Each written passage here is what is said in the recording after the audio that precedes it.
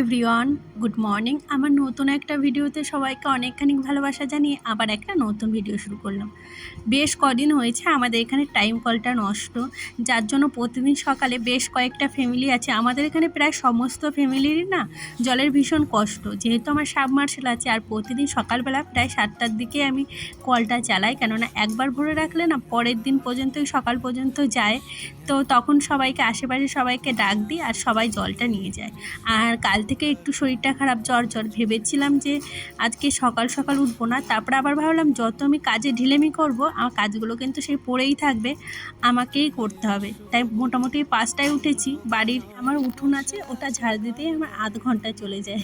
তো তারপরে টুকটাক কাজ আছে, যেহেতু আমি রাতে সমস্ত কাজ করে রাখি না তার জন্য একটু দেরিই হয়ে যায়। আর এই দেখো, তারপরে এই যে বাসি জামাকাপড় খুলে চলে এসেছি সোজা রান্নাঘরে। আর সকালবেলা না আমি এখন আর দুধ চা খাচ্ছি না, কারণ হলো একটাই, দুধ চা খেলে না কেমন একটা লাগে। তাই ভেবেছি এবার থেকে সকালবেলা প্রতিদিন ওই র চাটাই খাবো, মানে ওটা খেলে শুনেছি শরীরের জন্য ভালো। আর সত্যি কথা বলতে কি, সকালে একদম খালি পেটে দুধ চা খাওয়া একদমই ঠিক নয় জানি, তাও খেতাম, তবে এবার থেকে ঠিক করে নিয়েছি খাবো না।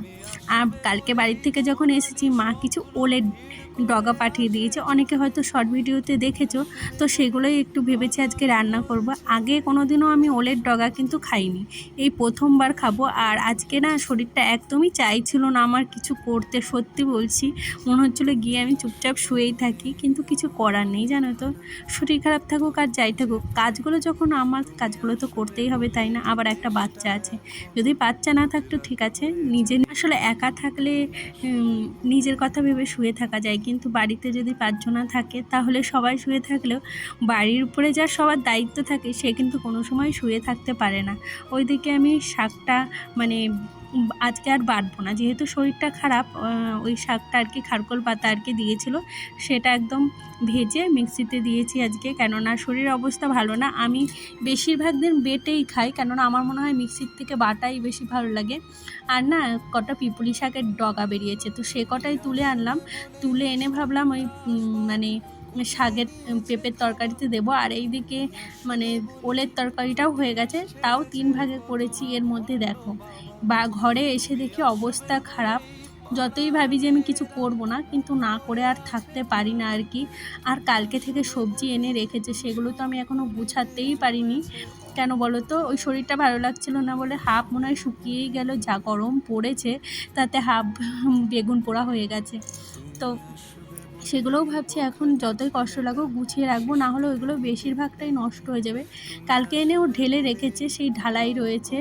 আর সকালে আজকে বিছানাটাও তুলে যেতে পারিনি, আমার বর ওই কোনো মতে একটু তুলে দিয়েছে, তো সেটাই আমি আবার পরে ঠিকঠাক করছি। আমার মেয়ে যত মানে জিনিস পেয়েছিল আলমারিতে ছিল আমার, মানে যেগুলো আর কি ফাউন্ডেশন সবও বের করে নিয়েছে। আর দেখবে ঘরের ভিতরটা যদি অগোছালো থাকে নিজের শরীরটা মনে হয় আরও বেশি খারাপ লাগে, তাই না? আমার তো মনে হয় ঘর অগোছালো থাকলে আমার শরীর যতটা না খারাপ তার থেকে বেশি খারাপ হয়ে যায়। আর এই যে দেখেছো এইভাবে সবজিগুলো রাখা রয়েছে, তো কালকে না শাপলা না নাল, ওটা যদি জলের ভিতর ভিজিয়ে রাখতাম বেশ টাটকা থাকতো, ওটা তো একদমই নষ্ট হয়ে গেছে। আর কি বলতো, ও না 2-3 দিন অন্তর অন্তর সবজি বাজার করে, যেহেতু আমাদের এখানে গ্রাম তো, আর ওর ফাঁকা টাইমও পায়, তার জন্য মাঝে মধ্যে গিয়েই বাজার করে নিয়ে আসে। তো খুব বেশি দিন আমার ফ্রিজে থাকে না, আমি টাটকাই বেশি খাই। তবে হ্যাঁ, প্রতিদিন তো বাজার করা সম্ভব নয় বাজারে যেয়ে, তাই 2-3 দিন অন্তর অন্তর আনে আর কি। আর এই যে কচুর লতি এনেছে।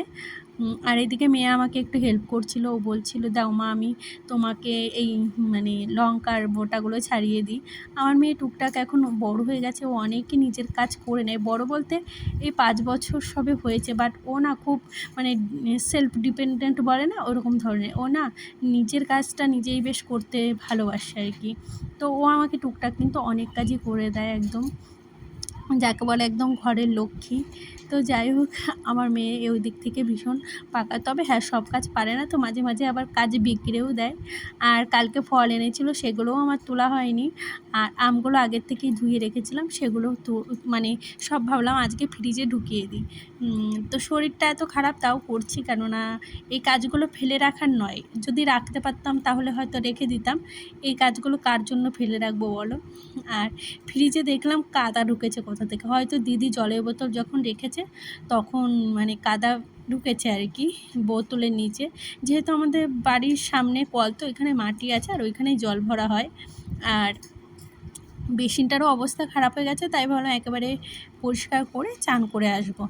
তো এইদিকে আমার মেয়ে বলছে মা আমাকে চান করিয়ে দাও, চান করিয়ে দাও। তো ওকে আমি আবার এক গামলা জল দিয়ে জলের ভিতর বসিয়ে রেখে এসেছি।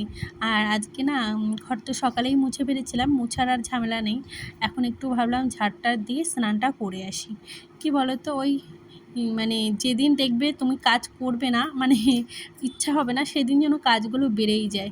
আর আজকে একদম মাথায় জল দিয়ে স্নান করলাম যাতে না শরীরটা একটু ভালো লাগে। যাই হোক, এরপরে পুজো দেবো। যাই হোক, কালকে আর ভিডিও করিনি, যদি আর পরে শুরু করেছিলাম, আর ভিডিও করাই হয়নি যেহেতু ইচ্ছা করছিল না। যাই হোক, আজকে ভিডিওটা এখানেই শেষ করলাম। ভিডিওটা ভালো লাগলে প্লিজ একটা লাইক কমেন্ট করে যেও। তো আজকের মতো টাটা, দেখা হচ্ছে আবার